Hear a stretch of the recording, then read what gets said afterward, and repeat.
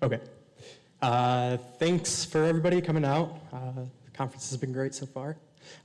So I'm going to talk a little bit about compilers and why I think they're at the core of the next evolution of web performance.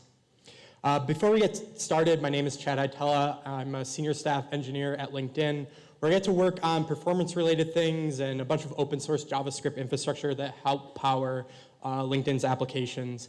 I'm also part of the Ember.js core team, as Jay mentioned, and I work on a bunch of different libraries and frameworks within that ecosystem. So if you have any questions about Ember or LinkedIn, come find me after my talk. But before we jump into my talk, we first have to get a baseline understanding of what is a compiler. And I think it's something that can be rather intimidating for people because it's associated with things like computer science and theory and all that great stuff. But I think the high-level takeaway of what actually is a compiler is that it's really just a code translator. It's going to take some source code in, it's going to transform it in various ways, and what you're going to get out as output is another program that can be ran and executed. So for example, a browser, you can write a super simple add one function like this, not too interesting. But what the browser is going to do is that it's going to parse and compile that into some lower-level code and then execute it.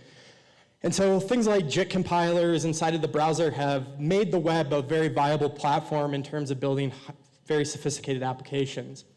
But I'm not here to talk about those compilers. I am here to talk about the compilers that we use in our day-to-day work. And we've actually been using compilers for some period of time, actually about 15 years. And so we're going to quickly take a look at what these compilers have given us over the years. So we first have to go back to 2003 when Douglas Crockford writes JSMin. It's a one-file C library that just removes the meaningless white space from our JavaScript code, and it drastically shrinks the size of our JavaScript bundles that we're shipping over the wire.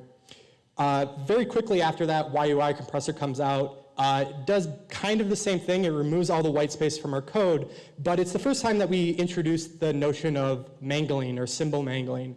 And symbol mangling goes something like this. You can have some JavaScript. This is like valid ES3 code, because that's what you had at the time. And what it does is it pulls out all of the user-defined identifiers inside of the code. And what it's going to do is it's going to map them onto a set of new identifiers that are much smaller. And the way that it does this is that the compiler has all of this lexical and semantic information inside of it, and so it knows it can safely rewrite identifiers from one thing to the next. And so while this isn't new in 2018, I think everybody that's building a production application is minifying their code. In 2003, this was a pretty big win for applications.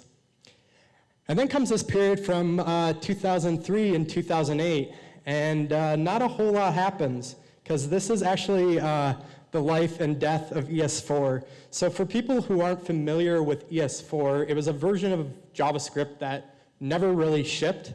But if you look back at the specification today, you will see a lot of things that ES4 was trying to ship. It had like a module system, it had classes, it had generators, it had iterators, it had destructuring assignment, all of the things that in a modern web application today you're probably doing.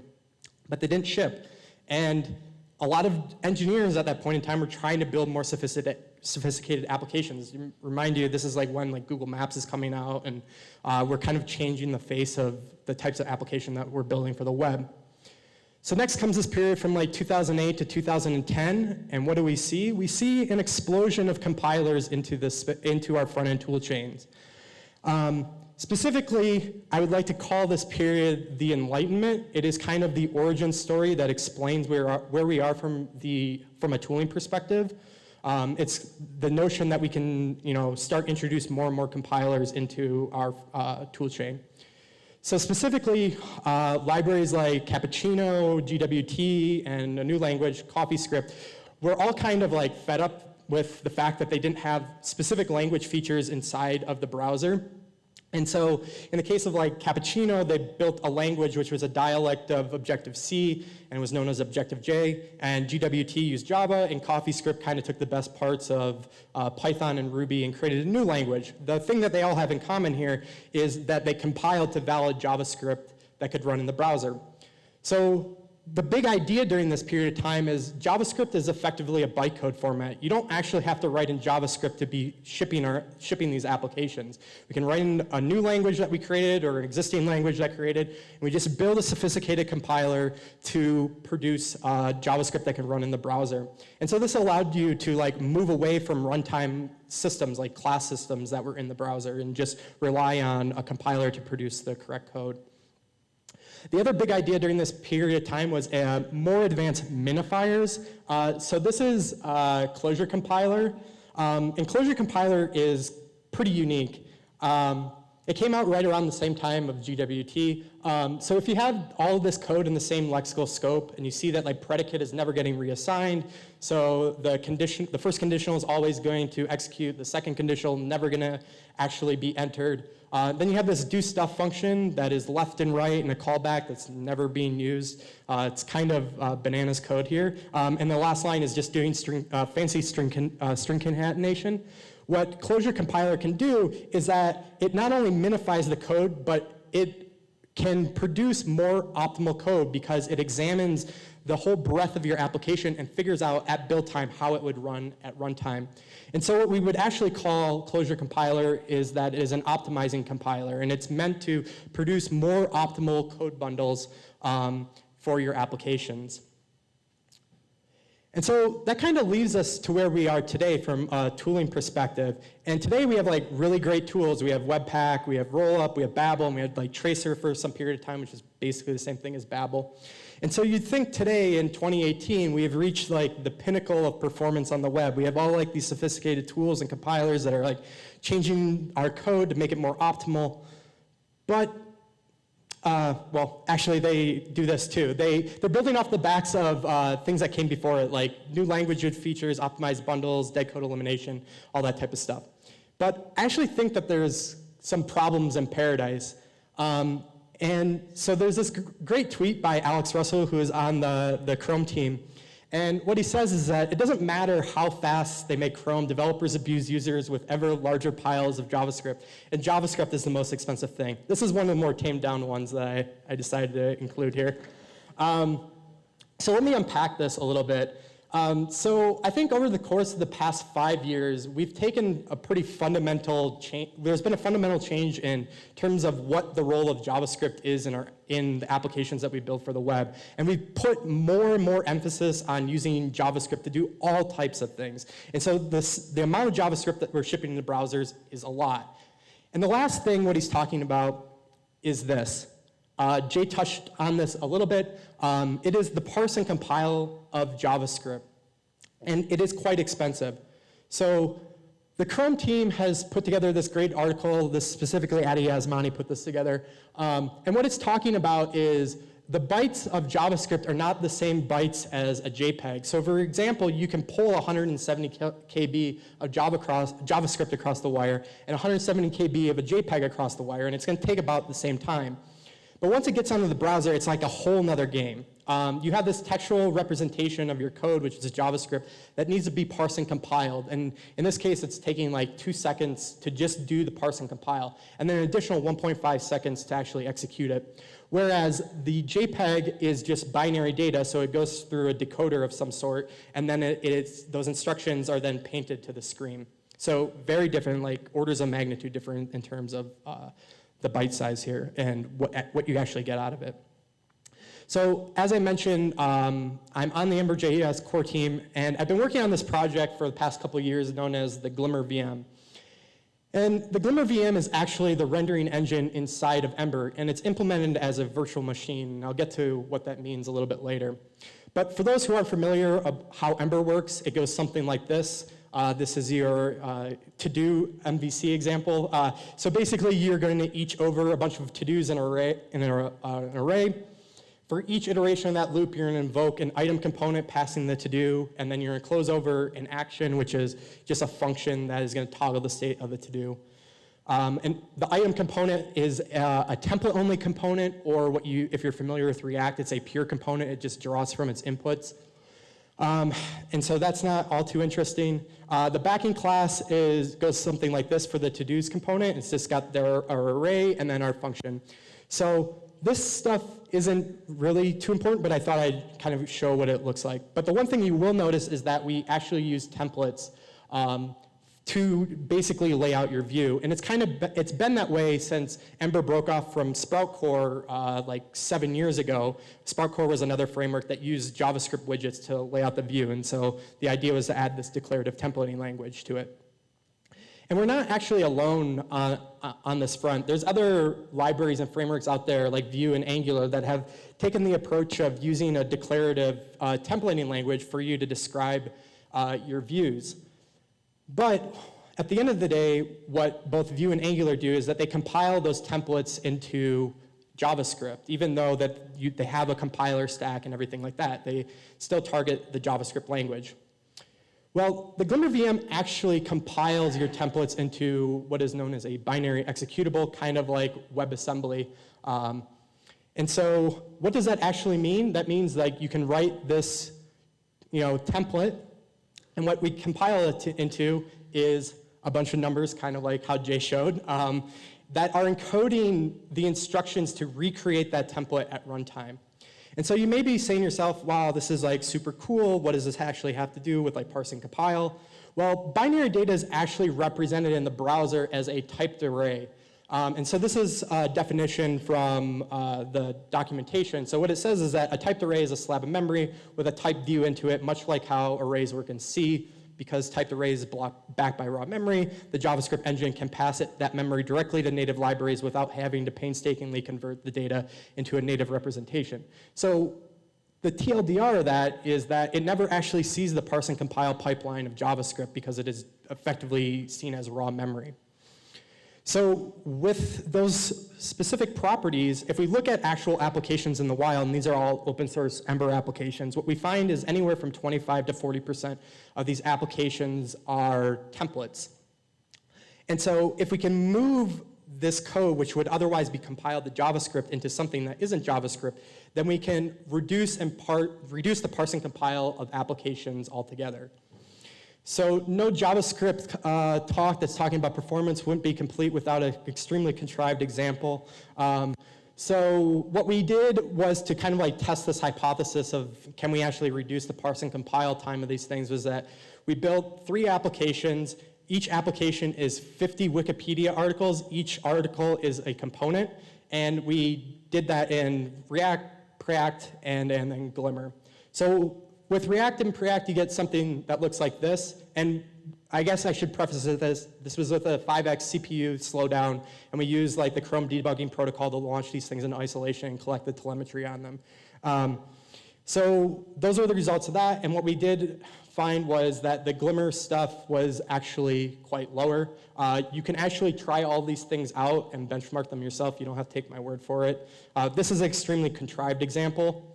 This, however, was not. So I work at LinkedIn, and last year we actually built the LinkedIn feed twice, one in Preact and one in Glimmer, and with the binary template format. While we think that Preact and Glimmer are great libraries for building very fast web applications, the Glimmer one ended up being slightly faster, and you can read more about that experiment there. That was like 9 months of building these 2 apps and running it for the experiment for a week and a half, and then basically throwing it away once we collected the results. So how do we actually do this? How do we take this textual representation of like your declared views and convert it into a binary format? Well, we're going to start with something super simple. So when you write a Glimmer template is actually HTML. So we're going to go with this because it's quicker to explain. So the first thing that we do is that we are going to tokenize that template into an abstract syntax tree. That abstract syntax tree is going to get transformed in multiple different ways. We're basically compiling at different layers. But what we get out of it at the end is a linear set of statements. And they're very declarative in terms of what they're actually doing. We're going to open an element H1. We have some text. It's a hello Chad, and then we close the element. So this is JSON. This isn't actually the binary format. So what we actually have to do is compile it further using what is known as opcode compiler. Jay talked a little bit about what an opcode is. This is kind of just re-emphasizing it. The opcode, you can kind of think of it as like a very special number in the VM that is going to perform some level of work, and then it takes a number of operands. In this case, in the Glimmer VM, it can take up to 3 operands. That's how big an instruction can actually be. And so this is what we're going to compile into, this linear set of instructions on how to recreate that template.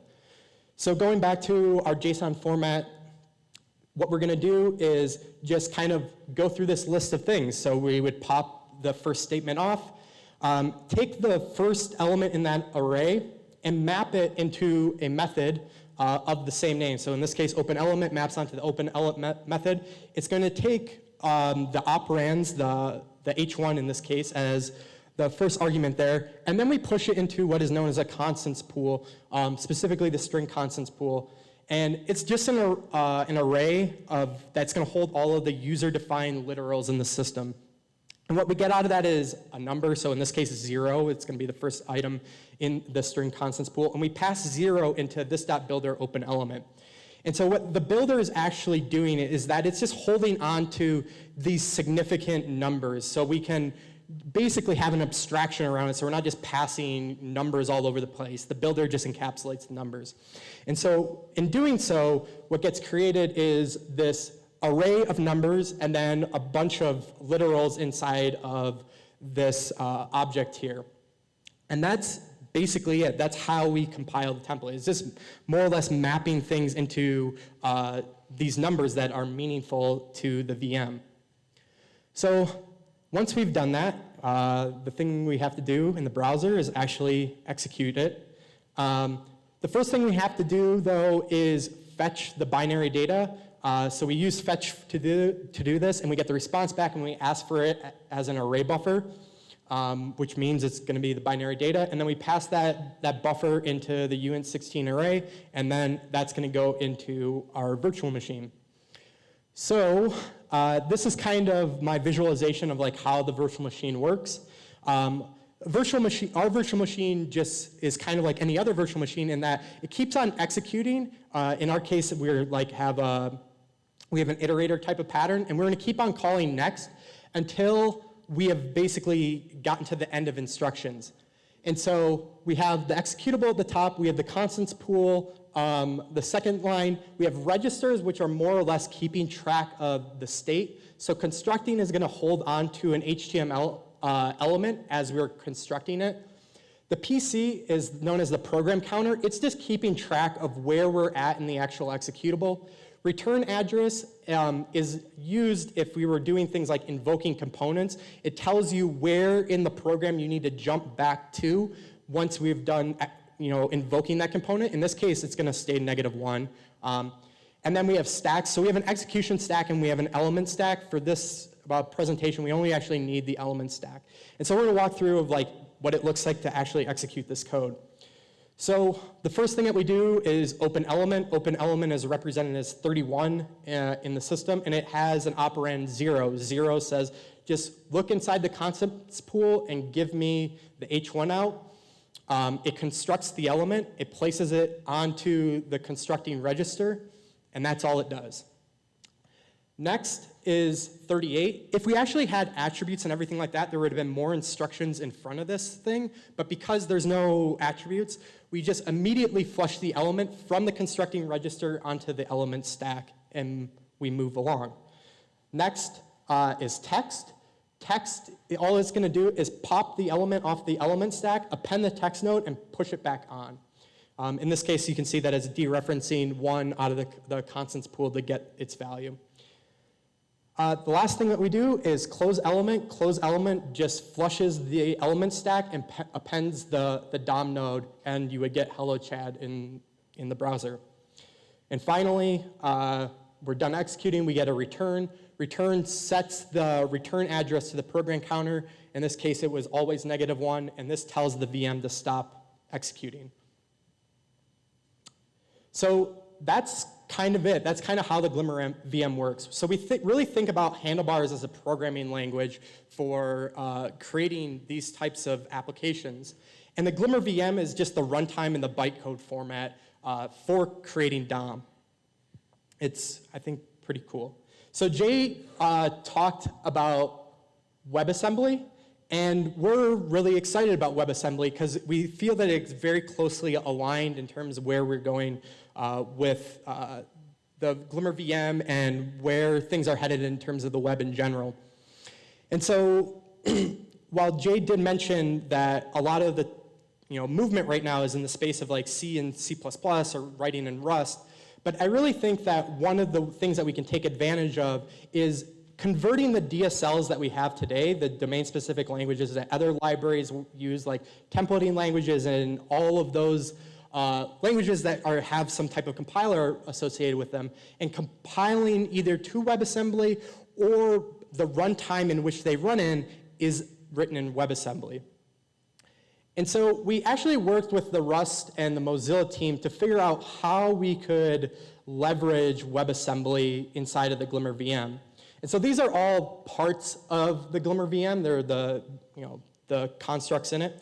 And what we found was that all this stuff kind of at the bottom is really talking about the VM and things that you would typically want a systems level language to manage. So it's like managing pointers, it's managing positions in a heap, it's pushing and popping things from stack. It's dealing with a lot of like number churning and everything like that. And so what we did was that we rewrote those pieces in Rust and then compiled them to WebAssembly. And so because of the way that the system is architected, the end developer or the person that's actually writing these templates doesn't even know about this detail that we have kind of slotted in underneath you. Just all of a sudden, you can take advantage of WebAssembly and you don't have to write in a systems language to do so. And so this is real. You can try this out. This is an application that is using the Glimmer VM with a WebAssembly, the parts kind of converted to it, and you can like go in Firefox or Google Chrome and see all of the WebAssembly code. It's pretty cool. You can check it out. This is still very, very early on, like Jay had mentioned. There's a lot of, we have to go back and forth across this bridge many times. And so it's not as performant as we'd like it to be, but we thought it'd be a cool experiment to kind of work on. So those are all the ways that we're really thinking about parsing compile. It's a really hard problem to solve because it's not one that you see very early on in your application. It's one that kind of slowly creeps up on you, and as you add more and more features to your application, you're incurring the cost of parsing compile, especially if you're putting a lot of more JavaScript into your application. So hopefully today I showed that we actually do have the technology to do different things besides just leveraging JavaScript for everything. All we really do need is more sophisticated compilers and different ways of thinking about the problems. So, thanks. I went to a lot of computer science college, and where I had to write compilers just for fun and grades and stuff, and then I became a web developer, and I was like, I don't need to worry about compilers because I don't need to worry about garbage collection. Yeah. And now I'm hearing I do, and it's what? I'm like that Mr. Crab meme where everything's a blur all around me. But then when you think about it, a lot of us who are building for the web right now, we're already using compilers, right. Like Babel, for example. I wanted to give a shout out to Babel specifically because it's such a big part of what a lot of people are building in JavaScript, and it is now an independent project and can use support, and they're on Open Collective. So I think that we use a lot of different modules and frameworks and stuff, and they're sort of out of sight, out of mind, and we forget that there are people behind them building them and allowing us to build cutting-edge technology that can still be used by people using the web in a library on an old computer. So I think it's important for everyone to look at what you're building with and support it. What got you into building a compiler? So I do not have a CS background. I have a background in finance. I just think that the problem was kind of, so I work at LinkedIn, and we had seen very big problems with compiling the templates that we had before to JavaScript. It was this huge part of our code base is when we were shipping it over to our users, it ended up being 40% of the code that we're shipping over. So we're we need to find a more efficient way of representing these templates. And so that was kind of the necessity, is that it was just too big. And so we had to figure out what was a more optimal way of sending the same exact code, but changing the compilation target out underneath it. I'm a big fan of LinkedIn and how they've become sort of a steward of open source, especially around the Ember project. Yeah. How has it been working on open source as part of your job? Because, right, it's a part of it? Yeah, a lot of it. So for some context, I was like one of the people that helped bring like Ember to LinkedIn. So I've been basically doing it the longest at LinkedIn and trying to really build a culture around like giving back to like these projects.